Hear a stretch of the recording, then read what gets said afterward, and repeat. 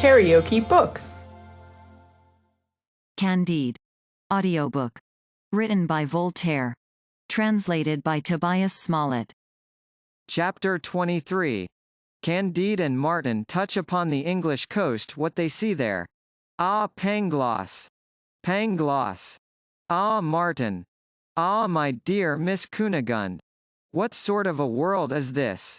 Thus exclaimed Candide as soon as he got on board the Dutch ship. Why, something very foolish, and very abominable, said Martin. You are acquainted with England, said Candide.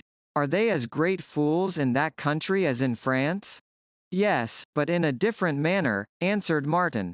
You know that these two nations are at war about a few acres of barren land in the neighborhood of Canada, and that they have expended much greater sums in the contest than all Canada is worth.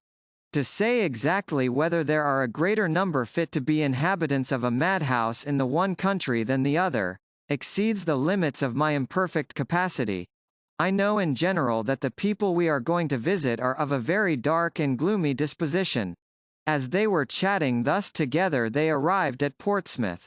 The shore on each side the harbour was lined with a multitude of people, whose eyes were steadfastly fixed on a lusty man who was kneeling down on the deck of one of the men of war, with something tied before his eyes. Opposite to this personage stood 4 soldiers, each of whom shot 3 bullets into his skull, with all the composure imaginable, and when it was done, the whole company went away perfectly well satisfied. What the devil is all this for? Said Candide, and what demon, or foe of mankind, lords it thus tyrannically over the world? He then asked who was that lusty man who had been sent out of the world with so much ceremony. When he received for answer, that it was an admiral. And pray why do you put your admiral to death? Because he did not put a sufficient number of his fellow creatures to death. You must know, he had an engagement with a French admiral, and it has been proved against him that he was not near enough to his antagonist. But, replied Candide, the French admiral must have been as far from him. There is no doubt of that, but in this country it is found requisite, now and then, to put an admiral to death, in order to encourage the others to fight.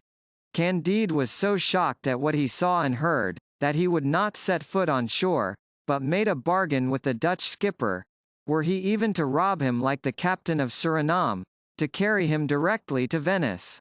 The skipper was ready in 2 days. They sailed along the coast of France, and passed within sight of Lisbon, at which Candide trembled. From thence they proceeded to the Straits, entered the Mediterranean, and at length arrived at Venice. God be praised, said Candide, embracing Martin.